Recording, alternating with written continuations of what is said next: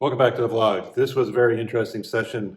Got put in some tough spots, one of which is when someone overbid the pot by 3x, and I only had one pair, and I was trying to figure out what the best thing to do with it. Anyway, sit back, relax, enjoy. Here it comes. All in. Toby, want to sit? All in. How much is it?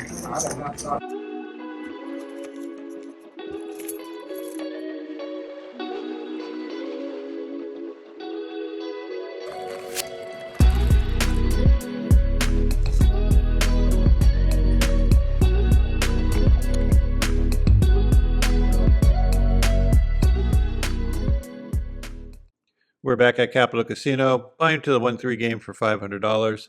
Some people ask me why I play at Capital so much.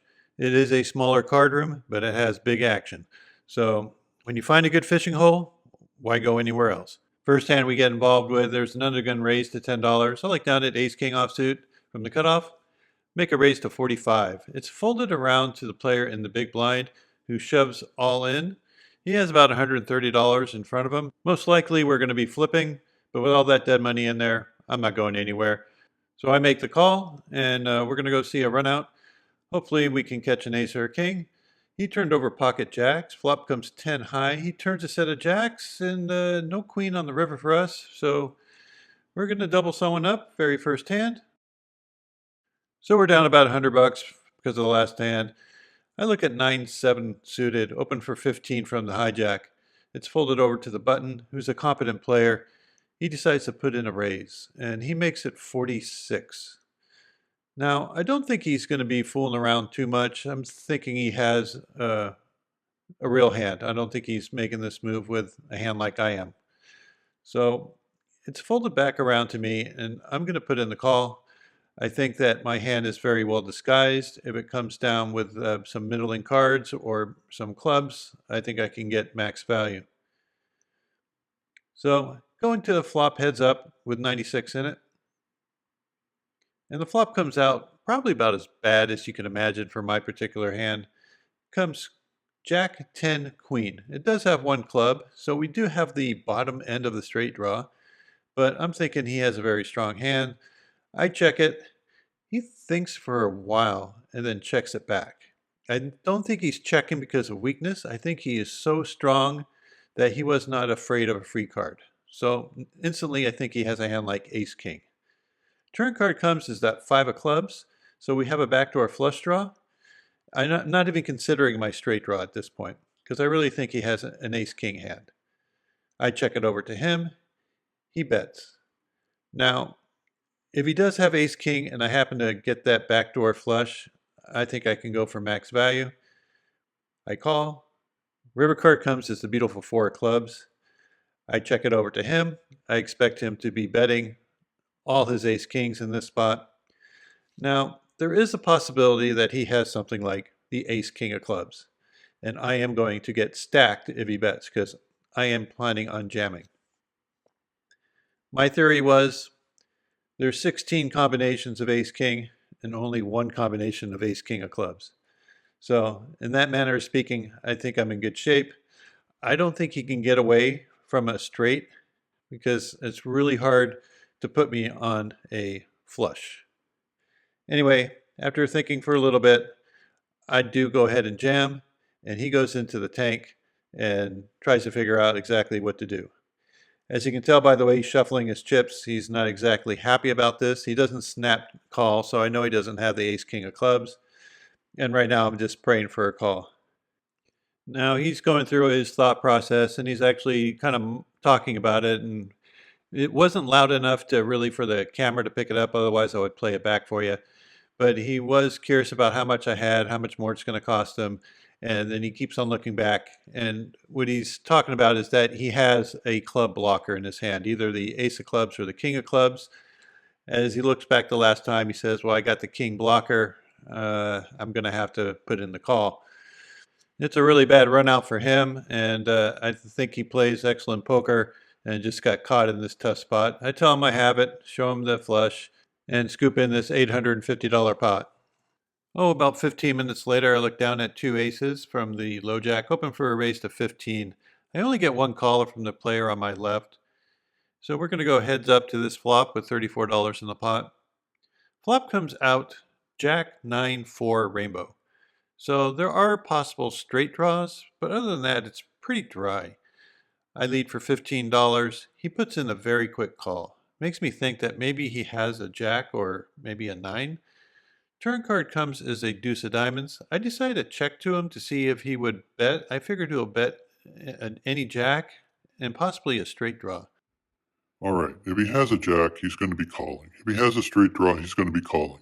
There's no need to get tricky and check it and have him trap himself. Just bet your hand for value. Get value now. If he has a straight draw and misses, you're not going to get value on the end. Bet now, collect the money. Anyway, he checks it back. So when the king of hearts comes on the end, I have to go for some value. After showing weakness on the turn, I think he's going to call me down fairly light. So I bet 40, and he thinks for only a moment before putting in the chips. And we end up showing him that we had aces, and we collect $144. The under the gun player opens for a raise to 20. A fairly big size for this game. I look down at 2 queens from the low jack. I don't care if he shows strength. I'm going to put in a raise with my 2 queens. I make it 75. He puts in the quick call. I'm pretty sure I'm ahead of him at this time. And we're going to head to a flop, hoping it doesn't come ace or king high. Flop comes out 9-4-4. So excellent flop. I think this is easy to play. He checks it to me. He only has about 100 left, so I jam. He puts in the quick call. And we get to see a run out of a knight of diamonds and then a king of clubs. So I turned over my queens, he turned over his queens, and we end up chopping this one up. We took a little break and came down to a different table, and very first hand we play is under the gun. We have Jack 9 suited, open for a raise to 15. End up getting 2 callers for the 15. One from the cutoff and one from the big blind. So headed 3 ways to this flop with $46 in the pot. Flop comes out, it's pretty good. It comes out 9-4-3 with 2 clubs and a spade. So I got top pair and a backdoor flush draw. Big blind checks. I bet 20. And the cutoff and the big blind both end up putting in the call. So I'm a little concerned that someone might have a flush draw. I figure if they had a bigger 9 than I did, they would probably raise. Turn card comes is interesting. It's a king of spades. So it is an overcard to our pair, but it does bring in our backdoor flush draw. First person checks. I decided to bet 40. And now something unexpected happened. I get min raised by the cutoff to 80. Now I'm trying to figure out what kind of hands he'll be doing this with. He might have flopped something like a set of 3s or 4s. He could have like a king high flush draw in clubs and made top pair. Or maybe he has something like king 9 or something. Anyway, I can't get away. I put in the call looking for a flush out, and it comes to 3 of hearts. Probably the worst card in the deck. I check it over to him, and he shoves all in for like 60 or 70 bucks, and I just let it go. There's no way he's going to be bluffing in this spot with such a short stack. There's a player that has been opening under the gun fairly loosely, and he does it for small sizing. And here he opens for 12. I have ace 10 offsuit. I'd rather 3-bet this or fold it. So with him, I'm trying to get it isolated. So I 3-bet to 40. Now the player on the button puts in the call. Now this is setting off some alarm bells. You know, he's calling a cold 3-bet from the button. What kind of hands does he have? Most likely something stronger than what I have with ace 10 offsuit. The other gun player also puts in the call. So we're going to go 3 ways to his flop with 124 in the pot. Flop comes out queen 9 king with 2 hearts. I do have the ace of hearts, so I do have the backdoor nut flush draw.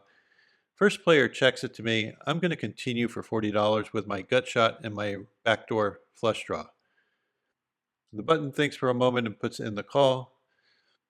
The under the gun raiser also thinks for quite some time before he decides to also put in the call for $40. So we're still going 3 ways to this turn card. I'm going to be giving up unless I pick up some equity. 3 of spades is definitely not the card I was looking for. I was hoping for like another heart. Anyway, the first player checks. I think this is easy for me to check back, hopefully trying to get a free card for the river. Hoping the button doesn't bet. He thinks for a while and ends up checking. So we get to see a free river card of a jack of clubs. Thank you very much. Not only does this make our nut straight and we are in great shape, we have the under the gun player leading into us for $130. Obviously, we're going to be raising. He has a little over $200 remaining, and we cover him. Yeah, we're just going to be shoving. Now, some people say, well, maybe if you just call, the person behind might have a 10. And yeah, you don't count on that kind of stuff. When you turn the nuts and you have a player showing interest, just jam. If the guy on the button has a 10 in his hand, he might make a call. He might not. But you're going to definitely get action from the other player. And so I go all in, and now the button tanks. And I'm just going, oh, please, please have a 10. Because I don't know whether he'll lay down a 10. And he thinks for a very, very long time.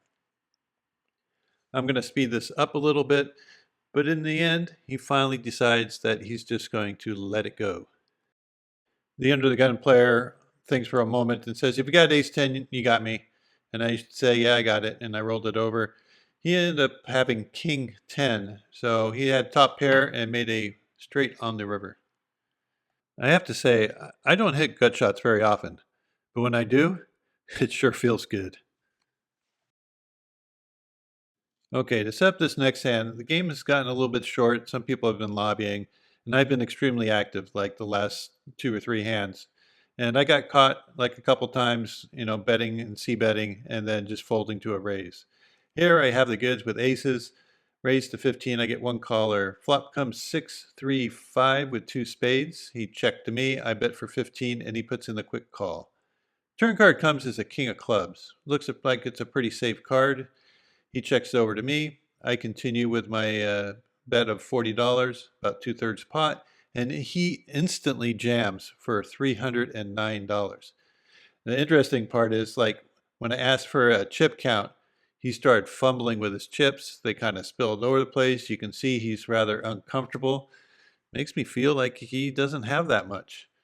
So, ruling out hands like 7-4 and set of 6s or 5s or 3s, I'm thinking most likely he has some sort of flush draw that's a king high flush draw, maybe like king queen of spades, king jack of spades. That makes the most sense. I mean, that would be a hand that some people might jam with, that I would beat, that he would be nervous about, because he's definitely not comfortable. So after I get a count, I'm just going through in my head what type of hands he could have and what type of hands that he has that I beat. And I'm also ruling in some possible just pure bluffs. After thinking things through, I don't think there's any way I can be folding to this particular player, even though he goes all in for 3x the pot. I mean, it's a huge overbet. And I only have one pair. I mean, even he has something like king 3 of spades, he has me crushed, right? Well, I can't get away. I put in the chip, and we get to see a run out, hoping to dodge a spade, and it comes 3 of diamonds, which is a pretty good card for me, but we had him beat pretty badly. He had king 8 of diamonds and decided to shove all in with top pair with an 8 kicker. So we won a much bigger pot than we expected to win when we first started playing this hand, but that's okay. We'll take it. $682 is $682. Anyway, this was our stack at our high water mark. We ended up losing a couple of small pots and anteing off for quite some time. Missed out on a bunch of bomb pots. I haven't won a bomb pot all year long. But here's a little sneak preview. That all changes on the next vlog. Anyway, I really appreciate you guys stopping and watching.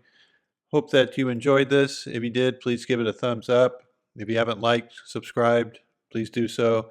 If you hit that notification bell, you'll be alerted every time I put out a new vlog. and I plan to be putting out more vlogs more often. So thanks for watching. Appreciate your support, and until next time, good luck at the tables.